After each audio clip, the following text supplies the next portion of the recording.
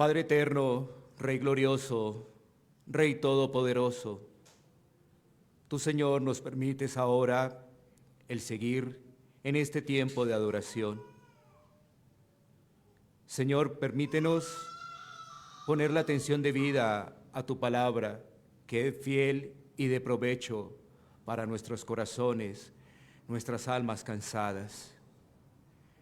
Permítenos, Señor, ser alentados, ser nutridos, Señor, por tu palabra, viviéndola, Señor, siendo reflejo de Cristo, viviendo en ese amor que nos enseña las Escrituras. Para ello, Señor, te pedimos que nos concedas gracia para poder entender y vivir, Señor, lo que escuchamos, lo que leemos, lo que meditamos de este pasaje, Señor. Señor, concédeme también gracia para poder compartir este pasaje y que todos juntos, Señor, te demos honor y gloria. En Cristo Jesús, amén.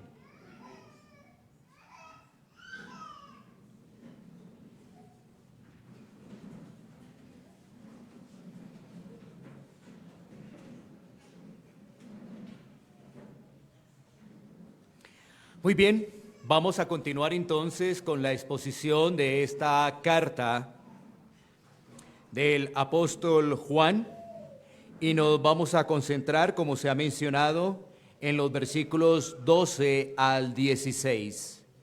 Versículos 12 al 16, le he puesto el siguiente título a esta exposición: Evidencias del verdadero amor. Evidencias del verdadero amor.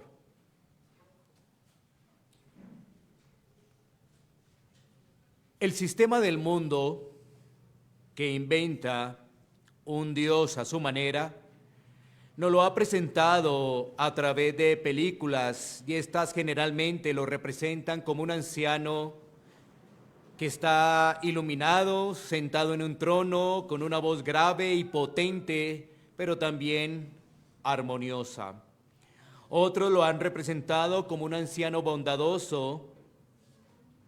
Otros lo presentan como una persona que está lista para poder enviar a personas para el infierno.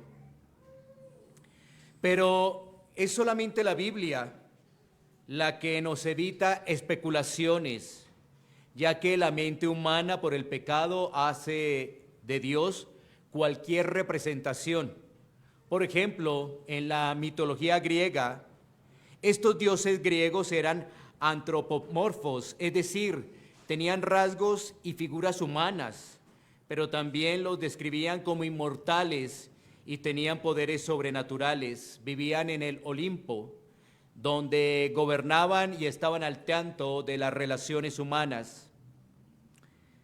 Así que es solo la Biblia la que nos dice si alguien ha visto a Dios o no, y cómo Él se ha manifestado a los seres humanos. Es solo la Escritura. El apóstol Juan en esta sección está avanzando en el tema del amor y ahora lo relaciona con la declaración que tenemos allí al inicio del versículo 12, que nadie ha visto jamás a Dios. Entonces es muy edificante analizar la relación entre vivir para Dios y el amor entre los hermanos, ya que esto genera evidencias si el verdadero amor hace parte de nosotros o más bien lo que hay es amor por el mundo. Miremos qué dice la Biblia con respecto de que nadie ha visto jamás a Dios. Juan 4:24 dice la Escritura lo siguiente: Dios es espíritu, y los que le adoran en espíritu y en verdad es necesario que adoren. Esto lo que nos muestra este pasaje es que Dios es invisible a nuestros ojos. porque Él es espíritu. Eso nos está diciendo allí el pasaje de Juan 4:24. Él es invisible a nuestros ojos. De igual forma, si seguimos recorriendo las Escrituras, en 1 Timoteo 6:16 también tenemos la siguiente declaración. 1 Timoteo 6:16. El único que tiene inmortalidad, que habita en la luz inaccesible, a quien ninguno de los hombres ha visto ni puede ver, al cual sea la honra y el imperio sempiterno. Amén. Siguiendo con nuestra idea, este pasaje nos dice ahora que Dios es inmortal, que Él habita en la luz inaccesible y que ningún hombre lo puede ver, porque Él es Dios, es el Dios de las Escrituras, no es el Dios de nuestra imaginación. Siguiendo con el recorrido de las Escrituras, en Éxodo 33:20 también tenemos la siguiente afirmación. Éxodo 33:20 dice: dijo más, no podrás ver mi rostro, porque no me verá hombre y vivirá. En esta declaración que se le entrega allí a Moisés, se dice que si una persona ve a Dios, morirá. Y ahora miremos un pasaje adicional que con todos los que hemos visto vamos a tener relación con lo que menciona Primera de Juan 4:12, y está en Juan 1:18. Juan 1:18. Dice allí este evangelio: a Dios nadie le vio jamás. El unigénito Hijo que está en el seno del Padre, Él le ha dado a conocer. Bueno, el pasaje nos dice que nadie a Dios lo ha visto, pero Cristo lo ha dado a conocer. Y aquellos que son salvados por Cristo manifiestan el amor de Dios. Es decir, el hombre que tiene el amor al mundo no ve a Dios, no sabe nada de Él. Aunque pueda hablar de Él, realmente no le conoce. Solo aquellos que están en Cristo pueden experimentar el amor del Padre. Y esto nos lleva entonces a nuestro primer punto, y es el siguiente: el amor de Dios se manifiesta en sus hijos. El amor de Dios se manifiesta en sus hijos. Volvamos a leer el versículo 12 de nuestro pasaje central. Dice la Escritura: nadie ha visto jamás a Dios. Si nos amamos unos a otros, Dios permanece en nosotros y su amor se ha perfeccionado en nosotros. Entonces, ¿qué tenemos en este pasaje? Bueno, hemos dicho a través de la introducción que Dios es invisible, que Dios pues ha sido revelado por su Hijo. Y ahora nosotros, los creyentes, revelamos a Dios en ese amor, amándonos los unos a los otros. Así que esto es muy importante comprenderlo, ya que nos va a ayudar a avanzar en las evidencias que vamos a mirar en los siguientes versículos. El amor de Dios se origina, por supuesto, que en Dios. Y entonces comprendemos que se manifestó a través de Cristo. Y ahora su pueblo lo demuestra.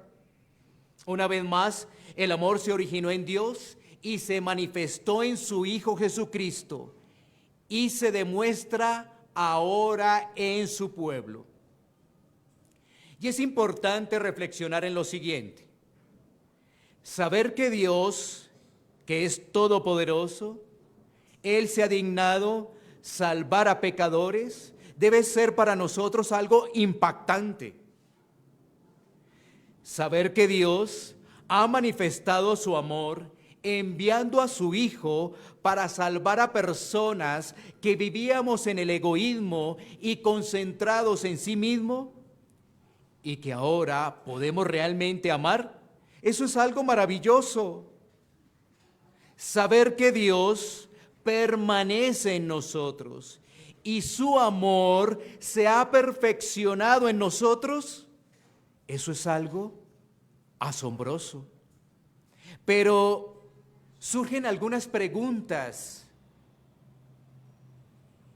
Y la primera es, ¿por qué no es muy común ese amor abnegado que nos menciona las Escrituras? ¿Por qué no es muy común ese amor? Y hacemos esta pregunta porque en el ambiente de las iglesias, el amor que se observa a veces, en muchos momentos, es el amor que ofrece el mundo. Es decir, si me caes bien, si me ayudas, yo te ayudo. Pero si no me caes bien, pues yo no te ayudo. Si no me ayudas, pues yo tampoco voy a estar pendiente de ti. Más bien te doy la espalda. Pero eso es como responde el mundo. Recuerda que el amor del mundo es interés, egoísmo y además es pasajero. Esas son las características del amor del mundo. Es basado en el interés, en el egoísmo y es pasajero. Pero ¿qué hace además el amor del mundo? Es demandante. Por ejemplo, alguien podría pensar, en esta congregación están hablando del amor en la iglesia, pero no se aman.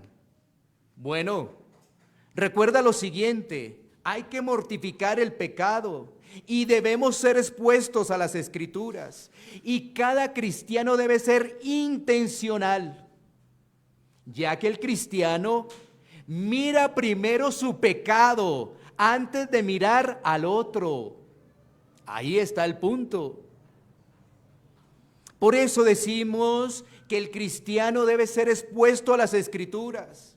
Por eso decimos que el cristiano es intencional, porque cuando camina en esa ruta, va a mirar primero su pecado antes de mirar el otro, antes de juzgar el otro. Por eso tenemos muchas personas que dicen, en esa iglesia no se aman, pero la pregunta sería, ¿y esa persona que afirma ello, sí lo hace? Es muy fácil decir que no hay amor cuando no se está mirando el propio pecado. Por eso el cristiano con la palabra es entrenado en la humildad para avanzar en su madurez. Sin embargo, también es importante señalar lo siguiente, que en las iglesias hay personas que se dicen ser cristianas y no lo son. Viven solo de apariencias. Y eso también estaba pasando cuando Juan escribió esta primera carta, al denunciar los falsos maestros y sus comportamientos. También estaba denunciando a los falsos cristianos. Ahora, ¿qué dice la Escritura de la manifestación del amor entre hermanos? Bueno, hay muchos pasajes en particular, pero vamos a mirar uno en especial que encontramos en Hechos, capítulo 4, versículo 32. Hechos, capítulo 4, versículo 32. Dice la Escritura: y la multitud de los que habían creído era de un corazón y un alma, y ninguno decía ser suyo propio nada de lo que poseía, sino que tenían todas las cosas en común. Este es un buen cuadro a través de este pasaje de Hechos 4, del verdadero amor que proviene de Dios. No proviene ese amor del hombre. Ese amor hace referencia a Cristo. es un amor en unidad, donde en la práctica los hermanos se preocupan los unos por los otros, tanto en el campo espiritual como en el campo de las necesidades físicas. Una iglesia refleja lo que aprende de las Escrituras. Una comunidad cristiana vive de lo que recibe de la palabra de Dios. Y la iglesia primitiva era impactada, y la iglesia primitiva había sido transformada por el poder de Dios. Personas que antes no se tenían cuidado, personas que no tenían el interés el uno por el otro, pero que ahora, gracias al Evangelio, gracias a Cristo, ahora se cuidaban, estaban en unidad. Así que esto nos permite plantear otra pregunta. Entonces, ¿cómo realmente manifestar el amor de Dios? ¿Cuáles son las evidencias? ¿Cuáles son esas evidencias de que realmente tenemos el amor de Dios en nuestras vidas? Recuerda lo siguiente. Ya hemos visto que nadie ha visto a Dios. Pero si nos amamos unos a otros, el amor de Dios permanece en nosotros. Así que es muy importante conocer cuáles son esas evidencias. ¿Cuáles son las evidencias para nosotros afirmar que tenemos el amor de Dios? Y esto nos permite ir al siguiente versículo, es decir, al versículo 13, para empezar a mirar unas evidencias. Así que leamos el versículo 13 de nuestro pasaje central y miramos esa primera evidencia. Dice la Escritura: en esto conocemos que permanecemos en Él y Él en nosotros, en que nos ha dado de su Espíritu. Aquí tenemos la primera evidencia, y es la persona rescatada por Cristo ahora tiene el Espíritu Santo en su vida. La persona rescatada por Cristo ahora tiene el Espíritu Santo en su vida. Qué interesante es el desarrollo de la idea del apóstol Juan, ¿no? Y es para poder comprender que un salvado por Cristo tiene el Espíritu Santo y se le exhorta a ese salvado a reproducir el amor de Dios. Pero es que hay que hacer preguntas. ¿Cómo sabemos que tenemos el Espíritu Santo? Son muy importantes las preguntas, porque de lo contrario no vamos a sacarle provecho a este pasaje. Bueno, entonces, miremos qué es lo que dice la Biblia. La Biblia nos dice que el Espíritu Santo es Dios. Es la tercera persona de la Trinidad. La Biblia nos enseña que el Espíritu Santo es quien trae convicción de pecado. Es el Espíritu Santo quien trae convicción de pecado. Es decir, el Espíritu Santo actúa como un fiscal que expone el mal, reprende al pecador y convence a las personas de la necesidad del Salvador. Ahora, ¿esto cómo lo vemos en las Escrituras? Bueno, miremos Hechos 2:37. Hechos 2:37. Al oír esto, se compungieron de corazón y dijeron a Pedro y a los otros apóstoles: varones hermanos, ¿qué haremos? La verdadera convicción es la influencia del Espíritu Santo en la vida de la persona que está escuchando el Evangelio, y el Espíritu Santo le lleva a darse cuenta a esa persona que es culpable, que Dios es justo y que todos los pecadores merecen juicio. Una vez que un pecador ha despertado a la gran necesidad de su alma, el Espíritu entonces lo lleva a Cristo, el único Salvador y el refugio del juicio. En todo esto, el Espíritu Santo está usando la espada, que es la palabra de Dios, y el resultado es un corazón regenerado. Así que la fe es por el oír, y el oír la palabra de Dios. Entendamos lo siguiente: muchas personas afirman que son pecadores, pero espera un momento. Aún las personas que no conocen de Dios pueden decir eso. ¿Sí te has dado cuenta? Muchas personas afirman que son pecadores. Otras personas ni se dan cuenta de ello.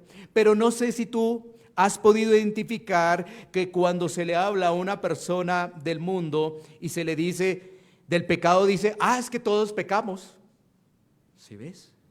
Pero démonos cuenta que cuando está la obra del Espíritu Santo en la persona, no solamente reconoce que es un pecador, sino que ahora va a Cristo. Ahí está la diferencia. No es solamente, yo soy un pecador y qué. No, sino que esa persona va a Cristo. No es solamente reconocer, sino que acude a Cristo. Y es cuando nosotros podemos identificar que esa persona ha pasado de muerte a vida. Estamos hablando del Espíritu Santo. Una segunda bendición del Espíritu es la unión del creyente con Cristo. La unión del creyente con Cristo. La obra del Espíritu es llevarnos precisamente a esa unión con Cristo. Ya no solo Cristo mora entre nosotros como lo hizo con los discípulos, sino que habita en nosotros por el Espíritu. Eso es lo que observábamos en el pasaje de Hechos 4:32. Cómo las personas están juntas, cómo caminan juntas, cómo tienen las mismas prioridades. Bueno, es que esas personas estaban con ese anhelo de seguir creciendo y madurando en Jesús y estaban esperando su regreso. Mira esto que es muy interesante. ¿Cuál es la prioridad del cristiano? Bueno, seguir conociendo a Jesús y esperar su regreso. Quizás hay alguna otra prioridad para el cristiano. ¿Puedes identificarla por las Escrituras si hay otra prioridad? ¿Qué estarían pensando esos personajes de Hechos 4:32? Que estaban unidos, tenían un mismo sentir: seguir conociendo al Salvador y esperar su regreso. Bueno, en eso, ¿qué es lo que ocurre? Es que esos que están allí reunidos empiezan a hacer luz y empiezan a propagar el Evangelio a aquellos que no lo conocen. Seguimos hablando del Espíritu Santo, es decir, no solamente hablamos de convicción de pecado, no solamente hablamos de la unión con Cristo, sino que también estamos hablando de la santificación. El Espíritu Santo también está obrando en la santificación del creyente. Y ese proceso tiene como objetivo transformarnos cada vez más a la semejanza de Cristo. Es decir, a la medida o en la medida que vamos recorriendo la carrera de la fe, nos parecemos más al Señor. Estas son evidencias que el Espíritu Santo mora en nosotros. Pero el Espíritu Santo también hace una obra de intercesión a nuestro favor en la oración. La oración es una expresión de adoración y devoción. La oración es algo que acompaña al creyente, que está con el cristiano. Así que también está llamándonos el Espíritu Santo allí a la oración. También el Espíritu Santo nos asegura que pertenecemos a Dios. Romanos 8:16 nos recuerda: el Espíritu mismo da testimonio a nuestro espíritu de que somos hijos de Dios. Pero el Espíritu Santo también está en la vida de la iglesia. La obra del Espíritu Santo está en la vida de la iglesia. En Hechos 9:31 tenemos la siguiente declaración. Entonces las iglesias tenían paz por toda Judea, Galilea y Samaria, y eran edificadas, andando en el temor del Señor, y se acrecentaban fortalecidas por el Espíritu Santo. Démonos cuenta esa obra de la tercera persona de la Trinidad. ¿Y esto cómo lo llevamos a la práctica? Bueno, digamos lo siguiente, para que nos genere claridad con los pasajes bíblicos, con lo que hemos expuesto, y así se lleva a la práctica. En la práctica ocurre lo siguiente, cuando la persona tiene el Espíritu Santo. Entonces, esa persona se deleita en la comunión con los hermanos. Se deleita en la comunión con los hermanos. Esa persona se deleita en el día del Señor. Esa persona ama escuchar la predicación de la palabra. Esa persona ora por los hermanos y por sus familiares en carne que no conocen del Señor. Esa persona se siente mal cuando peca y ve la necesidad de confesar su pecado. Esa persona entiende que la vida cristiana es una guerra espiritual y batalla en el poder del Señor en esa guerra. Esa persona quiere agradar a Dios en todo lo que hace. Esa persona puede orar de esta manera: que mi vida entera esté consagrada a ti, Señor. ¿Entiendes cuando planteamos la pregunta por qué en las iglesias no se ve el amor abnegado? Porque quizás estamos hablando de muchos que se creen ser cristianos cuando no lo son, solamente son intelectuales. Porque las evidencias del Espíritu Santo hacen realmente que la persona desee las cosas de Dios. Es decir, cuando estaba en el mundo no le gustaba nada de las cosas de Dios, la rechazaba, sentía una pesadez, pero ahora que ha sido transformado por la obra del Espíritu Santo, anhela las cosas de Dios. Y ahí está, por supuesto, los hermanos. Entonces se deleita en esa comunión con los hermanos. Y todo lo que vimos anteriormente es la obra del Espíritu Santo. Por eso también se planteaba la pregunta: ¿está el Espíritu Santo en tu vida?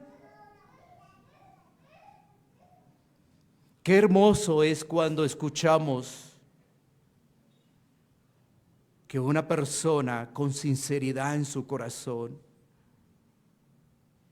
quiere realmente agradar a Dios, pero con sinceridad en su corazón, porque hemos visto también las motivaciones incorrectas del corazón. Entonces, es gracias al Espíritu Santo que nos podemos amar.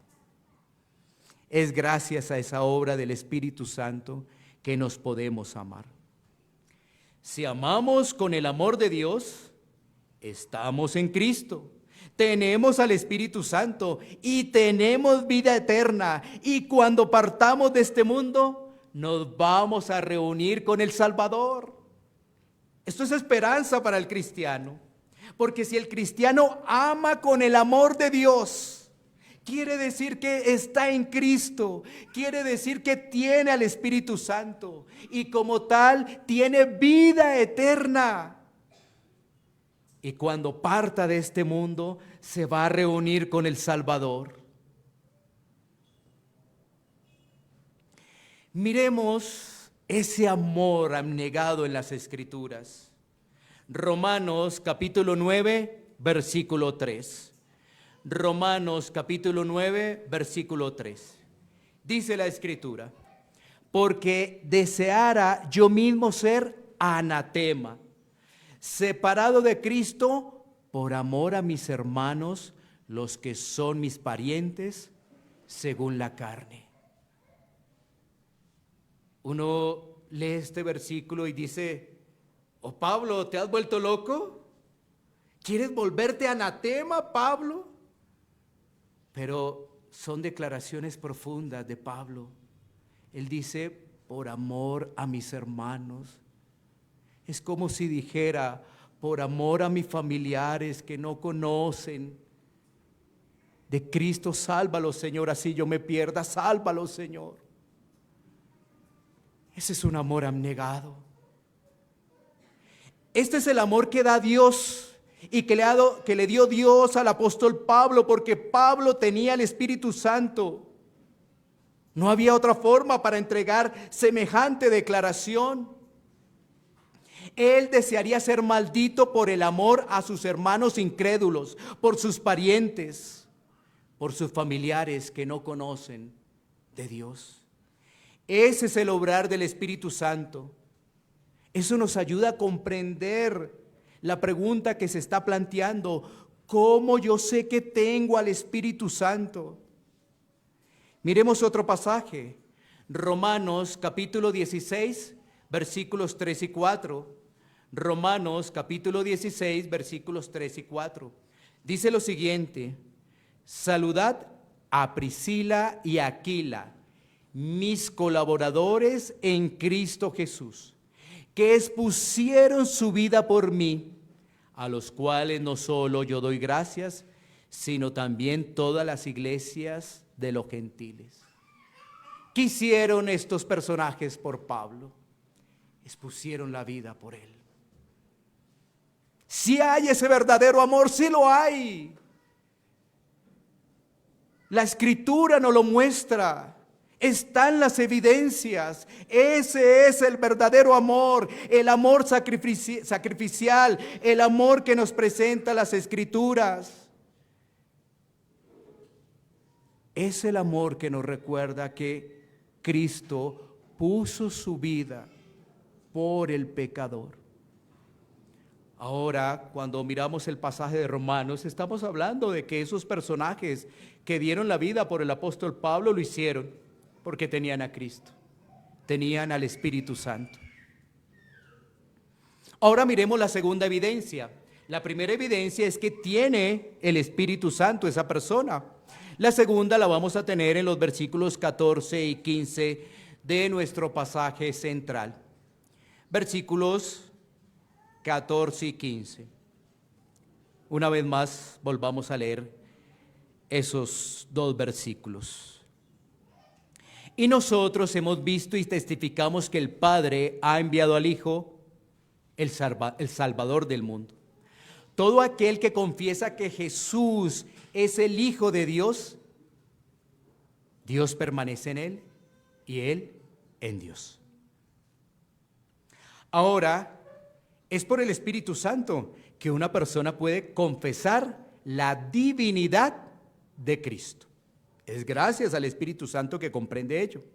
Es decir, el hombre natural no entiende, no cree, no ama. En su estado caído es ciego, es egoísta. Solo por el Espíritu Santo se puede comprender que el Padre envió al Hijo. Lo envió como Salvador.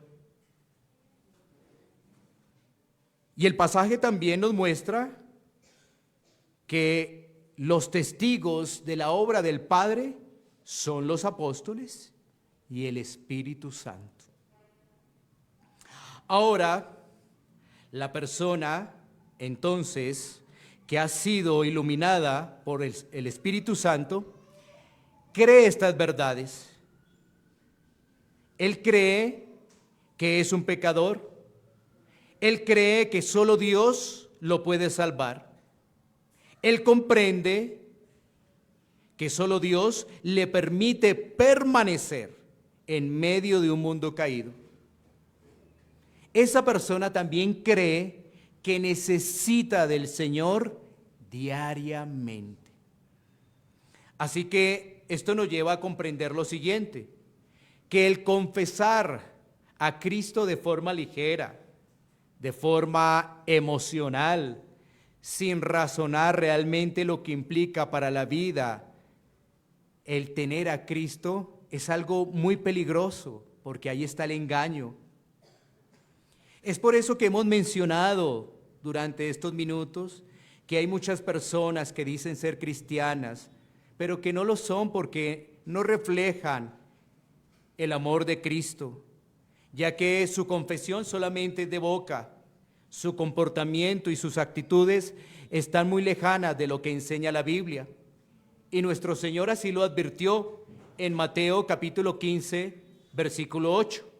Mateo capítulo 15, versículo 8. Dice: este pueblo de labios me honra, mas su corazón está lejos de mí. Confesar a Dios, pero realmente no vivir para Dios, es estar en el engaño, es tener una vida bajo reglas propias del ser humano. Hoy tenemos lo mismo, ¿no? Personas que confiesan al Señor de una manera ligera, que se acercan al Señor para que les sane, es decir, tienen motivaciones solamente egoístas, que les ayude en una calamidad o algo por el estilo. Pero después, cuando las cosas se le arreglan, ya no tienen mucho interés por las cosas de Dios. Así que, lamentablemente, eso también hay en las iglesias. Por eso es que muchas veces no se ve el amor bíblico al que Juan está haciendo referencia. Más bien se observa es el amor pasajero del mundo. Es solamente por el Espíritu Santo que esa persona entiende el Evangelio, entiende lo que ha hecho el Padre, entiende lo que ha hecho el Hijo y entiende lo que hace el Espíritu Santo. Teniendo eso presente, miremos una nueva evidencia que la vamos a tener en el versículo 16. Una nueva evidencia. Leamos el versículo. Y nosotros hemos conocido y creído el amor que Dios tiene para con nosotros. Dios es amor y el que permanece en amor, permanece en Dios y Dios en él. La otra evidencia es que esas personas rescatadas permanecen en el amor de Dios. Las personas rescatadas permanecen en el amor de Dios. Como decimos, es muy interesante la secuencia que desarrolla allí el apóstol Juan. Y es lo siguiente: ¿cómo sabemos si Dios permanece en nosotros? Bueno, si nos amamos unos a otros. Pero para saber si ese amor real ocurrió, tenemos que entender lo siguiente: que el Espíritu Santo llegó a nuestra vida. A través de la exposición del Evangelio, el Espíritu Santo nos iluminó para poder entender la obra de Dios. Así, confesar nuestro estado pecador y también buscar la salvación en Cristo. Ahora, ese cristiano permanece en el amor, porque eso es lo que lo identifica.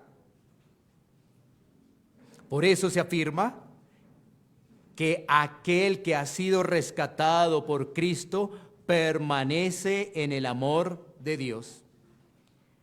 Mira que cuando uno menciona las evidencias, pareciera que el hombre entendiera de la siguiente forma: bueno, hay que amar a los hermanos, entonces ¿qué hay que hacer?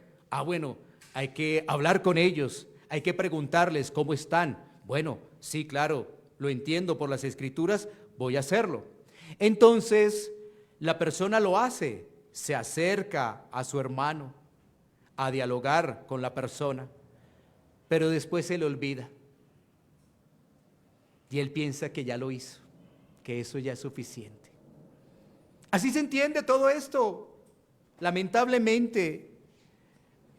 Pero cuando hablamos de un verdadero cristiano, estamos hablando de una persona constante, de una persona intencional, que es expuesta a la palabra, que se le recuerda todo esto, porque sí, se nos olvida. Por eso necesitamos escuchar el Evangelio. Ya que la lucha del pecado con el egoísmo, los afanes de este mundo, los afanes de la vida, nos hacen olvidar todo esto que estamos afirmando, que está en las Escrituras. Así que lo que debemos entender es que el cristiano es perseverante y no es de vez en cuando. No, el cristiano es perseverante, es constante, y su fuerza no es la de él.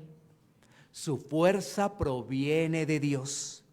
Esto es lo que hace el Espíritu Santo. El Espíritu Santo está redarguyendo a la persona, está obrando en esa persona para poder comprender que las cosas no son mecánicas, sino para poder entender que necesitamos depender de Dios. Mira lo siguiente: podemos entender las cosas intelectualmente sin la obra del Espíritu Santo. Podemos entender y actuar con un corazón por interés. Pero eso lo que nos dirá es que hay peligro en la vida de esa persona, ya que su aparente seguridad no es seguridad, no lo es. Y esto nos lleva a entrar en conclusiones de este pasaje y mirar algunas aplicaciones que nos deja este texto. ¿Qué podemos enfatizar de lo que hemos hablado? Bueno, uno, si nos amamos unos a otros, eso quiere decir que Dios está en nosotros. La gente de afuera va a observar ello, y los de adentro seremos beneficiados con esa comunión, porque la iglesia va a madurar. Qué hermoso es ello, el poderlo entender. Si nos amamos unos a otros, esa es una evidencia de que Dios nos ha rescatado, de que Dios está con nosotros. Pero también los de afuera van a observar ello. Y nosotros vamos a ser beneficiados porque la iglesia va a madurar. La iglesia va a crecer espiritualmente. Y como hemos dicho, todo esto nos deja ver los rasgos de una verdadera seguridad. Es que el apóstol Juan está hablando de la seguridad de los creyentes. Pero lamentablemente estamos en un mundo cada vez más donde aparentemente las personas que son cristianas viven es para lo temporal y no se concentran en lo eterno.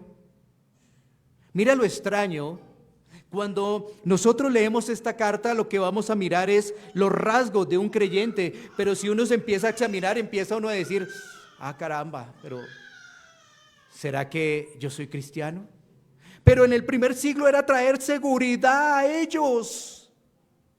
Lo que nos damos cuenta es que lamentablemente, cuando no se expone el evangelio, lo que hay es una falsedad, no está el verdadero amor. Ahora, unas preguntas que nos permiten analizar y llevarlas a aplicaciones sobre el verdadero amor. ¿Lo estamos practicando? ¿O piensas que lo vas a practicar? ¿O ninguna de las anteriores? Recuerda lo siguiente: solo en Cristo puedes manifestar ese verdadero amor. Es solo en Cristo. Cuando el evangelio es expuesto, lo que miramos, la sensación que tenemos es, yo no puedo manifestar ese amor que dice las Escrituras, pero como está el Espíritu Santo, eso hace que yo mire a Cristo para que yo pueda avanzar mi vida cristiana. Eso hace el Evangelio. Primero te muestra tu incapacidad, la incapacidad que tenemos todos. Ese amor no lo podemos reflejar. ¿Cómo lo hacemos? Si rápidamente cuando nos alejamos de las Escrituras empieza el egoísmo. Entonces, si me caes bien, yo te ayudo, pero si me caes mal, yo no te ayudo. Entonces, es el Espíritu Santo el que me redarguye para que pueda mirar mi pecado y pueda mirar a Cristo y manifestar así ese verdadero amor.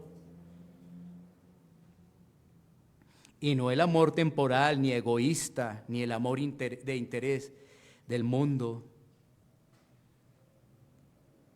¿Qué es lo que impide que podamos amar como dice la Biblia? Bueno, ¿estamos mortificando diligentemente el pecado? ¿O será que no hay nacimiento de nuevo? Pero fíjate que si no he mortificado diligentemente el pecado, voy a Cristo. Y si he entendido que no he nacido de nuevo, si lo he entendido es porque el Espíritu Santo ha obrado. Entonces voy a Cristo. Voy a Cristo. No tengo opciones. Voy a Cristo.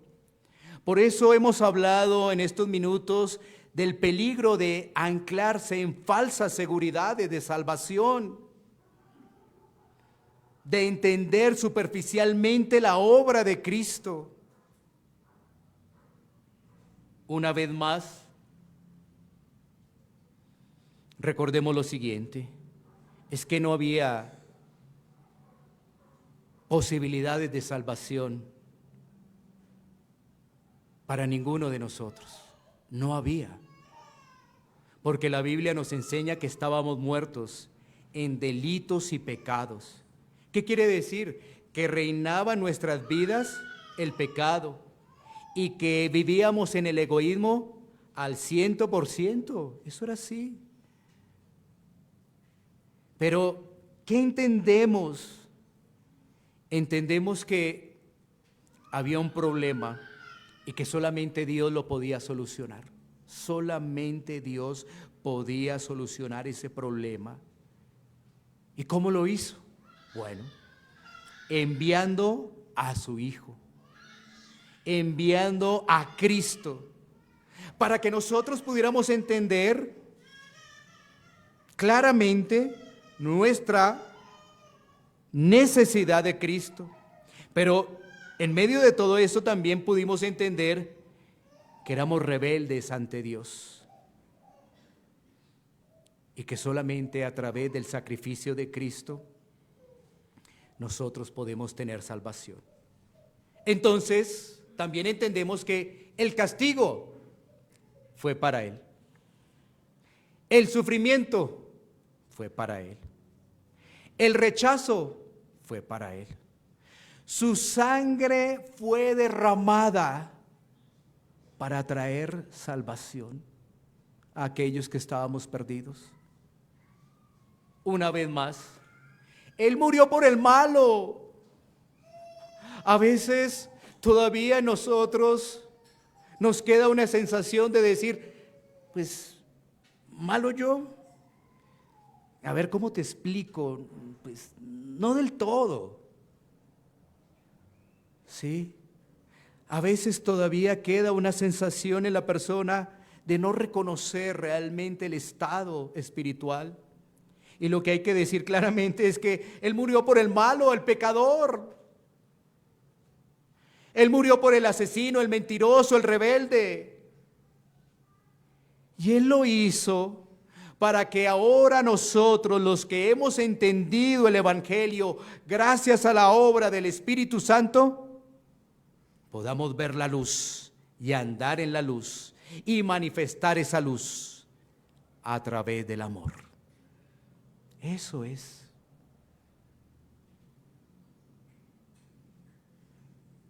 Por eso, en esta parte final, dos llamados muy pequeños. El primero es, si nosotros como iglesia, y es un llamado a los miembros de la iglesia, si estamos reflejando ese amor, realmente, ahora que somos expuestos a las Escrituras y podemos analizar esas evidencias, que las vimos en la práctica, las evidencias del Espíritu Santo en nuestra vida, ¿estamos reflejando ese amor de Dios? Y lo segundo es que en medio de todo esto debería también llamarnos a preguntarnos, ¿cómo nos están viendo los de afuera? ¿Cómo nos ven los de afuera? ¿Será que los de afuera están viendo el amor de Dios? Mira tan importante esto. Si no lo reflejamos interiormente dentro de nosotros, ¿tú crees que afuera se refleja?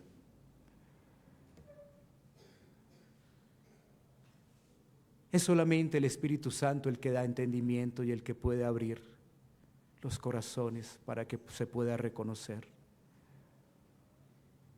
y se pueda mirar a Cristo. Es solamente la obra de Él. Pero ¿qué nos queda en nosotros? Dios sé propicio a nuestro pecado. Dios sé propicio a nuestro pecado. Vamos a tomar un tiempo para poder orar.